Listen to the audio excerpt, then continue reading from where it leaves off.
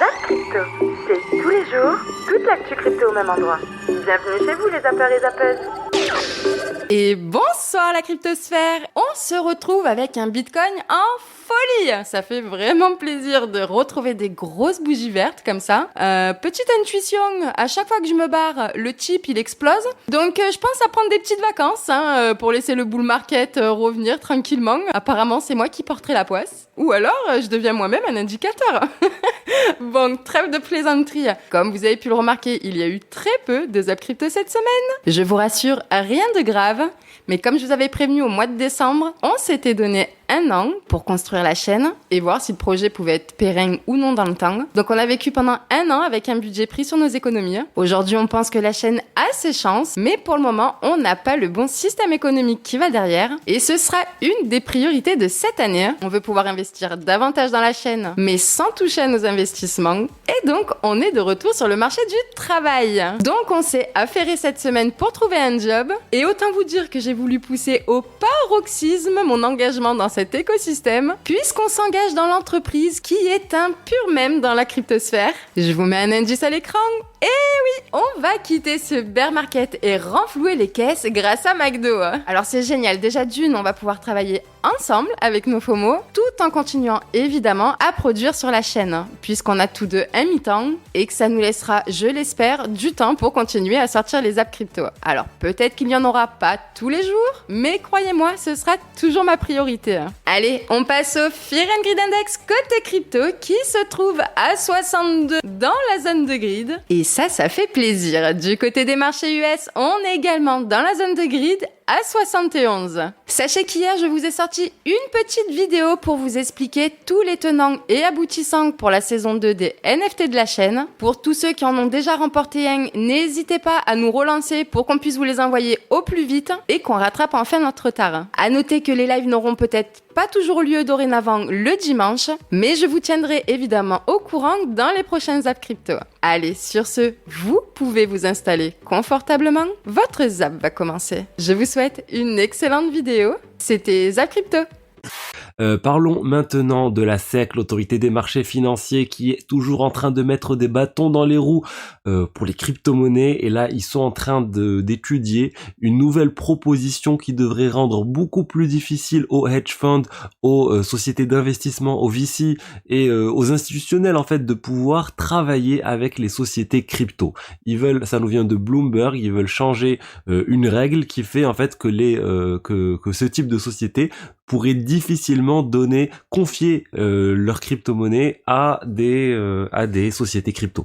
Donc bon, c'est assez inquiétant honnêtement, parce que s'il y a plus d'institutionnels américains qui peuvent investir facilement dans les crypto-monnaies, ça fait une grande partie du marché crypto qui va disparaître. Même potentiellement ceux qui ont déjà de l'argent chez les sociétés crypto devront le rapatrier, le mettre autre part ou le vendre ou je ne sais pas. Enfin, ça va créer beaucoup d'incertitudes et ça c'est pas bon pour les marchés. Donc vraiment, la SEC n'arrête pas de nous causer des problèmes. Il faut pas oublier qu'il y a quelques mois, Binance dit alors BUSD c'est les meilleurs, donc du coup USDC par exemple ça dégage de Binance, je veux plus les voir. Donc c'est dur pour USDC, pour Circle du coup, parce que Circle, l'USDC c'est Circle. Et puis là ils ont saisi l'occasion de, comment dirais-je, de Poucave, le BUSD. Ah oui d'accord, c'est cette news là, je comprenais pas, je pensais qu'il y avait quelque chose de nouveau. Ouais, j'ai entendu dire que USDC, depuis que Binance a dit plus d'USDC sur ma plateforme, s'il vous plaît. Dégagez-moi ça, j'ai du BUSD. Hop là. Ils se sont dit non, mais écoute, il y a ingérence là, hein. Il y a quelque chose qui va pas. C'est quand même Circle qui a porté plainte il y a plus d'1 an, les gars. Il y a plus d'1 an qu'ils ont porté plainte et c'est grâce aux éléments qu'ils ont fournis on-chain sur le fait que Paxos émettait du BUSD sur Ethereum. Derrière, Binance rachetait ce BUSD sur Ethereum pour en créer la même quantité sur la Binance Smart Chain. Sauf que comme on en avait parlé, il y a eu des loupés déjà à ce niveau-là. Ah mais attendez les gars, vous vous rappelez que CZ a quand même dit c'est vrai qu'il y avait des choses qui étaient pas totalement clean. Mais aujourd'hui ça va mieux. Ouais. En attendant, c'était on-chain. Ils se sont servis de ça pour porter plainte. Et la SEC, aujourd'hui, avait suffisamment d'éléments pour aller donc sur ce terrain-là. Je sais pas si c'est vraiment ça qui a mis la poudre-feu de Gary Gensler pour qu'il tire à balles réelles là sur Paxos et lui demande d'arrêter les... Ah mais tu veux de la théorie du complot? Je peux t'en donner. Il y en a qui te diront que la SEC, aujourd'hui, prend parti pour Circle pour défoncer Binance, qui aurait FTX. Si tu vas par là, des scénarios, j'en ai Non, plein. mais voilà. Oui, non, mais Bah, écoute, il y a aussi le derrière. Coinbase, c'est The American. Binance n'est pas The American, donc Binance, ça dégage. Gary Gensler qui annonce s'attaquer maintenant aux dépositaires, donc toutes les entités qui détiennent des cryptos pour le compte d'autres entités. Et donc évidemment, on a les bourses d'échange, Coinbase en tête, mais il n'y a pas que Coinbase. Si on regarde la liste des principaux, alors ça date de 2001, c'est pas tout récent, donc ça évolue évidemment depuis. Mais si on regarde la liste des principaux dépositaires, je pense qu'on pourrait ajouter Genesis, Genesis avant qu'ils soient en faillite, mais vous avez évidemment Coinbase avec des actifs under custody de 90 milliards. Je pense que ça a beaucoup évolué depuis, parce que les montants ont beaucoup augmenté. On a BitGo aussi, évidemment un gros dépositaire, Fireblocks et Gemini. On a Ledger aussi, donc le français, avec 10 milliards d'actifs under custody. Voilà, on a des gros players ici qui vont être évidemment attaqués. Ils sont clairement, ce qu'on leur reproche en fait, c'est d'avoir détenu des actifs sans avoir la licence pour le faire. C'est exactement ce que nous dit actuellement Gary Gensler. Ils nous disent voilà, nous, vous n'avez pas de licence bancaire, vous n'avez pas de licence. Alors évidemment derrière vous avez le conglomérat des banques. C'est très très clair. Ils le disent. Enfin d'ailleurs ça se lit. Il dit Gensler noted that les lois actuelles définissent les custodians comme incluant les banques ou les brokers dealers. Donc vous en êtes pas. C'est les banques derrière qui disent mais oh attention, c'est notre business. Ils l'ont déjà fait avec Nexo. Ils disent vous pouvez pas faire du lending, c'est notre business. Il faut des licences bancaires et les licences bancaires sont aussi là pour protéger. Il y a des acteurs qui sont arrivés, qui ont fait n'importe quoi. On les a vus avec Celsius, on les a vus avec FTX. Ils avaient pas de licence bancaire et c'est ça aussi. Mais bon ils les ont laissés se propager comme ça. Ils les ont laissés faire ces activités. Alors ils disent que ce sont des activités, ce sont des sociétés technologiques. Je pense que la SEC va prendre le contre-pied de cette position. Eux, ce qu'ils disent, c'est qu'on est des sociétés de technologie. Je pense que la SEC va dire non, en fait, vous avez des actifs que nous, on considère que vous devriez avoir une licence bancaire, en gros. Et c'est exactement ce qu'ils ont reproché à Nexo aussi. Et là, on a immédiatement, évidemment, Coinbase, BitGo en tête, Anchorage d'ailleurs, qui a fait son apparition, qui disent, mais nous, on est régulé comme appartenant, comme ayant une licence pour détenir, on est des custodiens régulés et donc de ce point de vue-là, on ne devrait pas être inquiété. Aujourd'hui, il y a des solutions avec le Bitcoin comme le Lightning Network. Alors qu'est-ce que c'est rapidement? Si vous connaissez pas, c'est une technologie, c'est une solution de seconde couche, un layer 2 sur le réseau Bitcoin. Ça permet des transactions plus rapides et à un faible coût. C'est presque de l'instantané. C'est même plus rapide que si c'était avec une carte bleue, quoi. Donc ça se développe pas mal et ça pourrait se développer en Afrique. Donc voilà, avec ce type de solution, on supprime des Western Union. Il n'y a plus besoin de ces intermédiaires. Et en plus, avec des Western Union, ça peut prendre des jours ou des semaines faire le transfert. Alors que là, avec du Lightning Network, c'est instantané. L'adoption d'une technologie, ça peut s'effectuer que si ça répond à un besoin concret, si ça apporte des solutions à un problème qui n'en avait pas jusqu'alors. Il se pourrait bien que la crypto, ça réponde à beaucoup de problèmes en Afrique. Je ne vois pas non plus l'intérêt de détenir de l'or sur une blockchain. Ça ne résout pas vraiment de problème, à part celui de vaguement augmenter la liquidité et l'échangeabilité. Ça ne résout pas les problèmes les plus importants, à savoir le problème de la souveraineté et celui de ne pas avoir besoin de faire confiance à qui que ce soit. Ça vient même supprimer l'un des seuls intérêts d'une crypto-monnaie, pouvoir échanger et stocker de la valeur sans avoir un risque lié à une tierce partie. En fait, avec l'or sur la blockchain, on a juste recréé le système existant sur la blockchain. Et malheureusement, l'histoire nous a prouvé qu'on ne peut pas faire confiance à un système de type bancaire pour garder de l'or en sécurité sur le long terme. Mais vous, qu'est-ce que vous en pensez ? Est-ce que vous pensez que la tokenisation de l'or est une révolution et qu'elle résout un vrai problème ? Ou est-ce que vous pensez comme moi que c'est plutôt une absurdité ? Les caisses de FTX pleines de cash, 1,4 milliard de dollars. Alors, c'est une bonne nouvelle. En gros, ils ont retrouvé encore un peu plus de cash. Attention, vous enflammez pas. On est très très loin de pouvoir honorer toutes les dettes d'FTX. Mais en attendant, vous le savez, ils ont déjà retrouvé 5 milliards. Bref, FTX ne vaut pas rien. L'argent que vous avez sur FTX, normalement, n'est pas nul. Même s'il y a d'autres créanciers que vous, vous, utilisateurs, il semblerait réellement que vous ayez une chance de récupérer 20, 30, 40, peut-être 50% de votre solde sur FTX. Quoi qu'il en soit, ça semble être une bonne nouvelle parce que ça montre une amélioration de la situation financière d'FTX. Quoi qu'il arrive, ce sera très long, il y aura énormément d'argent qui seront donnés aux tribunaux et à toute la machine légale qui va s'occuper de liquider FTX, mais il y a des chances que vous récupérez quelques pièces de votre compte FTX. Et autant vous dire que rien qu'un 50% d'FTX récupéré pour tout le monde, ça permet à des boîtes en dessous de ne pas mourir, ça permet à des boîtes encore en dessous de ne pas mourir, parce que si FTX est en Chapter 11, t'as d'autres boîtes en Chapter 11, peut-être que Genesis pourrait rembourser 80%, si Genesis rembourse 80%, t'as des boîtes en dessous qui peuvent rembourser 100%, etc., etc. En plus, on sait maintenant les noms des signataires de la caution ayant permis de libérer Sam Bankman-Fried ont été dévoilés. Bon, bah ça, écoute, on va pas accuser ces gens qui ont fait ça. Ce sont des amis, des parents de SBF. Et puis qui les soutiennent, ça on peut pas critiquer ce genre de choses, même si on se dit ouais il fait perdre d'argent à beaucoup de gens, etc. Oui bon bah voilà c'est tout, mais on peut comprendre aussi des parents qui ont des enfants, que d'autres personnes les aident à ce qu'ils soient le moins possible en prison. Il va aller en prison de toute façon, donc il aura le temps de voir tout ça, et les cautions c'est simplement des cautions au cas où il fuirait, au cas où exactement il quitterait le pays et tout ça, les cautions c'est pas quelque chose de perdu, mais donc voilà, en tout cas, SBF, il a l'air de vouloir un peu ce qu'il fait. Moi, il me fout les boules parce qu'on a l'impression que c'est un gamin, quoi. C'est vraiment un gamin. C'est vraiment un môme, quoi. Alors donc, qui a été à la tête d'une très grande entreprise, qui a fait n'importe quoi dans tous les sens, et il continue à être gamin, quoi. Il continue d'être irresponsable. Ou alors, il est très fort, il est très responsable, et moi, je ne le connais pas, mais tout ce que je peux lire à droite à gauche, c'est un peu grave. Aujourd'hui, l'Inde est devenue le 3e pays qui abrite le plus de milliardaires derrière les États-Unis et la Chine. On en compte 166, alors qu'en 2000, selon un rapport d'Oxfam, il n'était que 9. L'Inde de 2023 est bien différente de celle du siècle dernier. On parle souvent du miracle chinois pour illustrer le succès d'une stratégie économique aux retombées exceptionnelles, mais on pourrait tout aussi bien parler de miracle indien. Aujourd'hui, l'Inde affiche 578% de croissance en 20 ans, contre 127% pour les États-Unis ou 116% pour la France. Selon les études de la COFAS, sa croissance va rester dynamique et dépasser celle de la Chine cette année, 5,9 contre 5,4%. Elle se place désormais en superpuissance commerciale, industrielle et nucléaire et revendique un rôle majeur en Asie comme sur l'échiquier mondial. Il y a 30 ans, l'Inde souffrait de nombreux maux, pauvreté, corruption, illettrisme et un système de caste vecteur d'inégalité. À quoi ressemble l'Inde aujourd'hui ? 6e puissance économique devant la France, 2e pays le plus peuplé, 4e puissance militaire mondiale, pivot de l'alliance émergente des BRICS, ces usines du monde qui savent tout fabriquer et qui sont assises sur toutes les ressources naturelles majeures.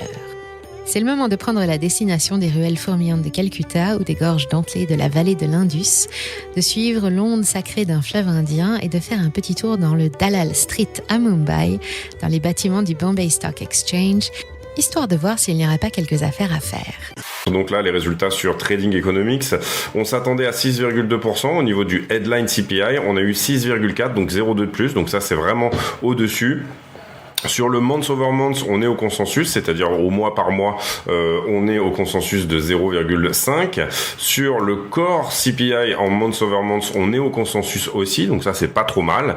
Et malheureusement, c'est ça qui aurait été intéressant si on avait été au consensus là-dessus ici, et on est très légèrement plus haut, c'est-à-dire que on a une diminution, certes, on était à 5,7 au précédent core CPI, le core CPI étant celui sur lequel agit la Fed, et ici en fait ce qu'on est en train de mesurer, c'est quelle est l'efficacité en fait de cette hausse des taux à 4,75% de la Fed. C'est ça qu'on est en train de mesurer. On ne la mesure que sur le core CPI puisqu'elle n'a d'effet réellement que sur, on va dire, l'inflation de demande et pas sur les prix, on va dire, de la bouffe et de l'énergie.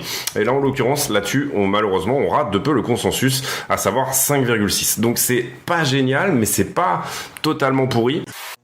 Maintenant, je vous amène ici justement en parlant du Supercore, donc ça c'est un graphique qui a été publié aujourd'hui, donc qui nous montre qu'on a une réaccélération du Supercore qui exclut, je le répète, le logement, l'énergie, la nourriture. Donc même en excluant ces trois composantes-là qui représentent probablement, je sais pas, 60-70% du panier de l'IPC, l'inflation continue d'accélérer. Donc on a un problème fondamental. Maintenant ici, ça veut dire quoi? Bien, ça va se répercuter sur ce que va faire la Fed. Présentement, Ça, ce que vous voyez à l'écran, c'est les anticipations du marché par rapport au taux directeur de la Fed. Donc, on s'attend à d'autres hausses de taux directeur, mais à un plateau du taux effectif de la Réserve fédérale américaine autour de 5,11%, ce qui veut dire que la Fed, donc la limite supérieure de la fourchette du taux directeur de la Fed serait autour de 5,25%. Ça risque d'être revu et c'est là justement le danger qui guette les marchés avec ce qu'on a aujourd'hui. Alors, on sait qu'en mars, la Fed va nous annoncer une hausse supplémentaire de taux directeur. Donc, je vais aller voir le calendrier qui est ici. Probablement de 25 points de base, ce qui va nous amener, présentement on est à 4,75, ce qui va nous amener à 5% à la limite supérieure du taux directeur. Est-ce que ça va être assez? Eh bien là, ça va être intéressant parce que justement, lors de cette rencontre au mois de mars, la Fed va nous publier ses projections économiques, mais aussi ses projections à l'égard de son taux directeur. Donc, le fameux dot plot va nous être publié. D'ici là, on va avoir une autre publication de données d'inflation. Alors là, si on voit justement cette espèce de plateau se concrétiser du côté de l'inflation, ben là, la Fed pourrait réagir puis nous annoncer des hausses supplémentaires de taux directeur, probablement une ou deux de plus. En mai et en juin, ce qui pourrait porter le taux directeur autour de 5,5-5,75%. Donc ça va être à suivre. Ça pourrait être un choc pour les marchés boursiers, puis aussi pour le marché obligataire, sans aucun doute. Normalement, on ne peut pas s'en sortir tant que les taux ne sont pas plus hauts que l'inflation. Non, c'est ce qui va se passer d'ailleurs. Les taux vont continuer de remonter aux États-Unis. Ils vont les monter encore? Ah oui, ils vont les monter. Alors, ils vont les monter, à mon avis, au moins jusqu'au niveau de l'inflation sur les biens secondaires, qui va peut-être baisser jusqu'à autour de, j'imagine, 5,5, un truc comme ça. Donc les taux vont remonter, je pense, jusqu'à 5,5. Ils vont remonter encore, tu vois, 2 fois ou 3 fois 25 points de base, je pense. Donc, tu vois, ah oui, c'est un petit point, quoi. Ah non, oui, mais enfin, ça coûte cher. Oui, mais ça coûte cher en termes de conséquences sur les trucs. Hein. Et puis, l'Europe aussi, puisque l'inflation sur les biens secondaires, elle ne montre aucune inflexion. Donc, ils vont continuer de monter les taux. Donc, tu as raison. Il va falloir qu'on continue de monter. Donc, fin janvier, l'inflation sur les biens... Alors là, on parle de milieu d'année prochaine. Deuxième semestre. Mais en Europe, là, l'inflation sur les biens continue de monter. Continue de monter. Alors, pas sur l'inflation totale qui commence à monter une inflexion parce que le prix de l'énergie a pas mal baissé. Mais inflation sur les biens secondaires, on est toujours comme ça. Donc, ça veut dire que les taux vont... Ça, c'est la base de l'inflation dans le... C'est l'inflation la plus importante. C'est-à-dire que, par exemple, tu vois, elle est liée au fait que tu as un phénomène d'ancrage. C'est-à-dire que tu as de l'inflation qui conduit à avoir des négociations salariales, conduit à avoir des augmentations de salaire, conduit à avoir de l'inflation. Tu vois, cette espèce de cycle qui est enclenché. Les augmentations, par exemple, de salaire en Europe cette année, en 2023, vont être plus importantes qu'en 2022. Donc, et là où on va avoir on va passer de 4,5 peut-être en moyenne à 6. Donc, ça m'étonnerait que l'inflation sur les biens secondaires baisse.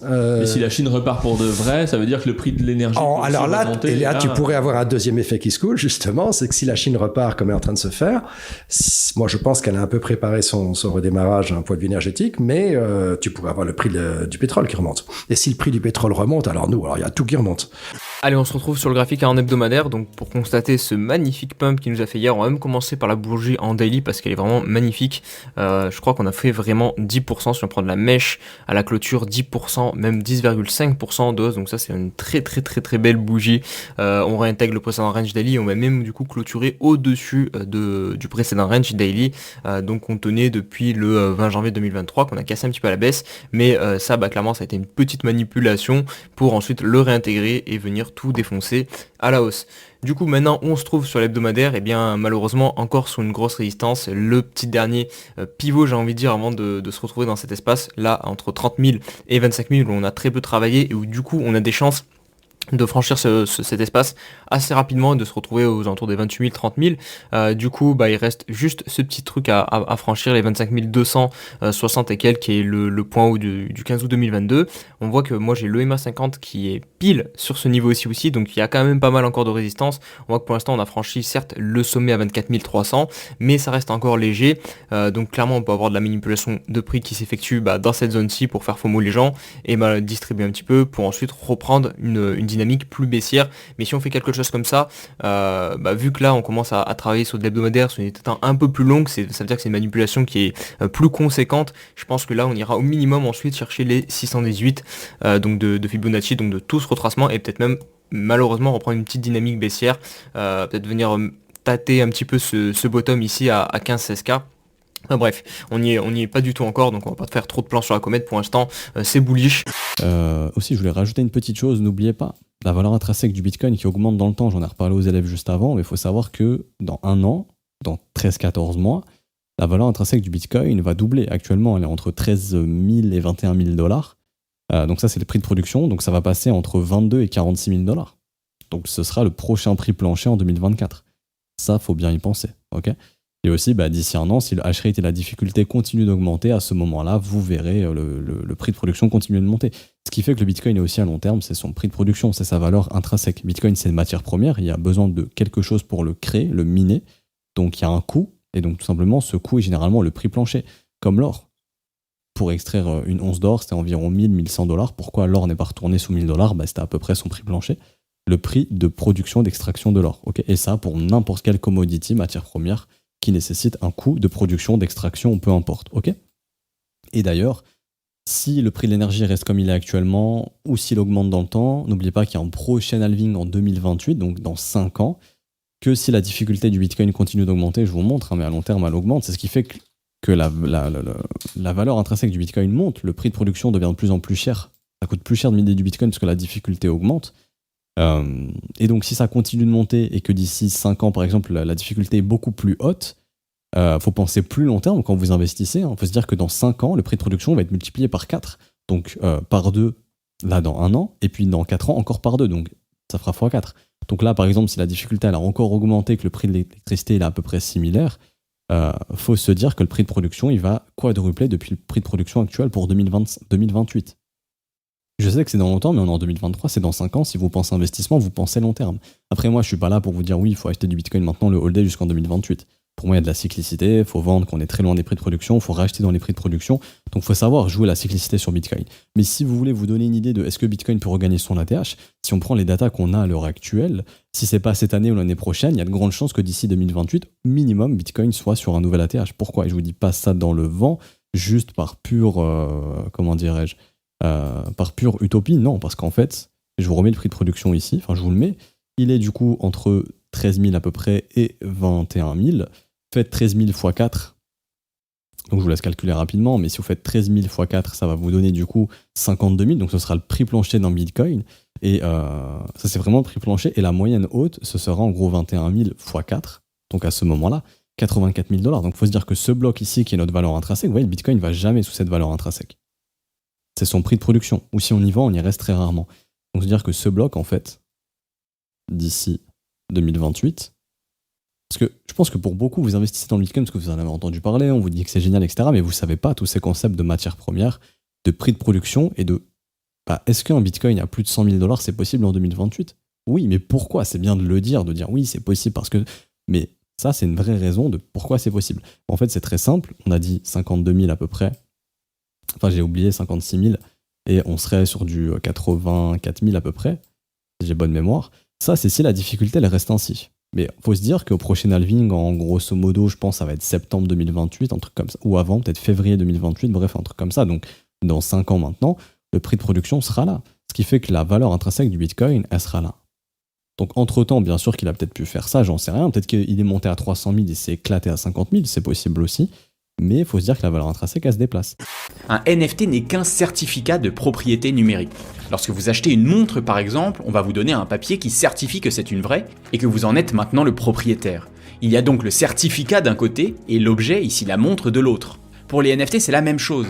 Il y aura l'objet numérique, souvent un JPEG, et de l'autre un NFT qui certifie sa provenance et qui en est le propriétaire. En règle générale, il n'y a que le NFT qui est stocké sur une blockchain comme Ethereum par exemple. Le fichier photo, lui, donc une tête de singe ou la carte Panini numérique de Mbappé, sera conservé sur Dropbox, Google Drive ou IPFS. Donc off-chain. Si ces serveurs disparaissent, votre NFT ne vaut plus rien car vous détenez un certificat de propriété de quelque chose qui n'existe plus. Dans le cas du protocole Ordinals, c'est fondamentalement différent. Le fichier et le NFT sont on-chain, dans la blockchain Bitcoin. Et c'est pour cela qu'un certain nombre de personnes ne veulent pas appeler ça des NFT pour éviter toute confusion. Il s'agit de digital artefacts, donc d'objets numériques uniques stockés dans la blockchain Bitcoin et liés de manière unique à un Satoshi. Et à partir de là, un nouveau monde s'ouvre à nous. Voici la toute première inscription de l'histoire, créée par Kazel lui-même le 14 décembre 2022. Vous pouvez vous balader sur le site et voir tout ce qui a été minté jusqu'à aujourd'hui. L'inscription 35 contient par exemple le célèbre manifeste Cypherpunk écrit par Eric Hughes. L'inscription 54 contient le mythique PDF du white paper de Bitcoin. Pour info, ce PDF avait déjà été intégré dans la blockchain, mais en utilisant une méthode bien plus laborieuse. Grâce aux inscriptions, le fichier est maintenant inscrit en clair directement dans le script d'une transaction. Le 29 janvier, 9 jours seulement après le lancement d'Ordinals, la première collection de NFT est créée. Il s'agit de 100 images de rochers diffusées par Hordrock sur Twitter. Des enchères sont organisées sur Discord et très rapidement, un rocher est vendu pour 1 Bitcoin. Hordrox fera d'ailleurs par la suite un don de 1 Bitcoin à Kazé pour le remercier d'avoir mis ce projet à disposition de la communauté. L'inscription 142, quant à elle, contient le premier jeu vidéo inscrit sur Bitcoin. Il s'agit du jeu Snake, un jeu programmé en JavaScript et jouable au clavier sur n'importe quel navigateur. Par la suite, des jeux comme Tetris, Pong et le casse-briques seront ajoutés. L'inscription 652 est très particulière, elle a été créée dans le bloc 774 628. Vous vous souvenez ? Le plus gros bloc jamais miné. Et ben voilà ce qu'il y avait à l'intérieur. Bref, on pourrait continuer comme ça pendant longtemps, il y en a des milliers. Et toutes les 10 minutes environ, à chaque bloc Bitcoin, de nouvelles inscriptions sont créées par des utilisateurs partout sur la planète. On en revient maintenant à la controverse dont on parlait au début de cette vidéo. Est-ce que Bitcoin doit être utilisé uniquement pour des transactions financières, ou alors est-ce que la technologie pourrait éventuellement servir à d'autres choses, comme par exemple sauvegarder des photos de sextoys accrochés au mur ? C'est une question extrêmement difficile, il n'y a pas de bonne réponse, chacun aura son avis. Cette histoire souligne une nouvelle fois que Bitcoin n'est pas qu'un simple protocole informatique, mais bel et bien l'incarnation d'un consensus social autour d'un projet et d'une certaine morale. Un petit projet, enfin c'est pas un petit projet en fait, c'est une sorte de nouvelle façon de faire artistique, cross-chain, basé sur la hype du BTC et en gros donc ça s'appelle Chain Space. C'est intéressant, hein, c'est un projet d'art. On voit ici un des NFT. En gros c'est une photo de vous, donc il faut prendre une photo en gros avec votre webcam et après ça pixelise. Alors je sais pas comment on appelle ça, mais ça fait ce rendu un petit peu old school j'allais dire par rapport à votre photo, donc un machin unique à l'instant T où vous l'avez pris. Et en fait le truc c'est que chaque photo du coup ce système qui permet de transformer votre vraie photo en ça, il est inscrit dans des NFT sur en fait Bitcoin, dans des Satoshi. L'espèce de filtre en fait qui fait ça, c'est un NFT en lui-même. Du coup c'est un truc un peu marrant, voilà, donc c'est du coup une expérience qui mêle du coup BTC, les flux vidéo, l'art aussi. Sachez aussi qu'ils vont faire une vente aussi sur ETH, parce que du coup le truc est aussi cross-chain. Donc c'est assez intéressant, ça a l'air quand même un peu compliqué aussi, donc il faut s'y intéresser. Donc si tout ce que je vous ai dit vous intéresse, allez checker en profondeur, mais je trouvais ça assez intéressant d'en parler. Alors, en numéro 1, la marketplace vient de sortir. Les prix ne sont pas stables et représentatifs de leur vraie valeur. Positionnez-vous sur votre stratégie actuelle. Quel est votre objectif ? Prendre du risque et faire des affaires en achat-revente, vous rembourser le plus vite possible ou attendre de vendre lorsque vous êtes certain du prix de votre carte. Identifiez votre profil. En 2, n'hésitez pas à demander à une tierce personne de confiance avant d'acheter une carte. 2 avis sur le prix d'un asset permet parfois de prendre du recul, surtout si vous manquez d'expérience dans ce milieu. En 3, en cas de volonté d'achat, identifiez vos besoins si vous êtes un joueur. Ne vous concentrez pas tout de suite sur les rangs S, leur prix n'est pas fixé, quoique on a eu une vente d'une carte S Nox pour 1 000 $ pour vous dire. Cherchez plutôt les rangs B qui peuvent se mettre en combo par exemple, ou une rang C mais avec des stats élevées qui peut se mettre dans un deck. Aujourd'hui, on vous parle de Shrapnel, un projet de métavers dans le thème du FPS pour jeu de tir à la première personne. Voici le pitch de l'univers du jeu. Un beau jour de printemps, un astéroïde appelé 38 Sigma a frappé la Lune de plein fouet, ce qui a projeté une pluie de météorites qui est venu cribler le pourtour de la Terre sur une bande large de 500 km. Cet anneau de dévastation a été renommé la zone de sacrifice, ou plus succinctement, la zone. Suite à cette catastrophe, elle a été isolée par 2 gigantesques murs, et les différentes puissances politiques du monde envoient des mercenaires pour s'accaparer son contrôle afin de s'approprier l'exploitation des astéroïdes issus de la collision pour trouver un composé nommé le sigma. Ce qui est sympa avec le sigma, c'est qu'il permet à des phénomènes quantiques d'émerger à de grandes échelles. Je sais pas trop comment cela va s'articuler dans le jeu, mais je suppose que ce postulat va permettre de justifier pourquoi des choses font des choses normalement impossibles avec les lois de la physique traditionnelle. En bref, à ce stade, les créateurs du jeu ont créé une histoire minimaliste pour expliquer d'où viennent les grandes zones de combat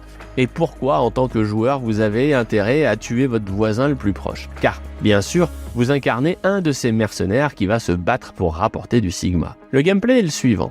En tant que mercenaire, vous devez faire ce qu'il faut pour ramasser du composé Sigma, et ensuite, vous devez survivre comme vous pouvez jusqu'à ce qu'une équipe d'extraction arrive. Il y a donc une phase de capture de drapeau associée à une phase de survie avec un petit timer. Après, comme vous pouvez le voir, le jeu est annoncé comme un AAA. Et il y a plusieurs raisons de penser que ça pourrait être le cas, même si on va émettre beaucoup de réserves sur le projet, car il est encore à l'état embryonnaire. Même si le mot métavers a beaucoup été utilisé ces dernières années, le métavers. Métaverse. Le métavers. Technologiquement, on en est encore très loin. Ce qu'on a aujourd'hui, c'est des mondes virtuels. Donc quand tu joues à The Sandbox ou Minecraft, t'es pas dans le métavers, t'es dans un monde virtuel. Pourquoi ? Parce que pour avoir le vrai métavers, il faudrait pouvoir transférer son avatar dans absolument tous les mondes virtuels. Et que quand tu tires une balle dans un mur, le trou qu'a laissé la balle, il reste pour l'éternité, à moins que quelqu'un répare le mur. T'as capté le truc. Et donc on est très loin de tout ça. Cette vidéo, c'est la plus intéressante que j'ai faite sur le métavers jusqu'à présent. Vous allez enfin pouvoir comprendre ce qu'est le métavers et quand est-ce qu'il existera vraiment.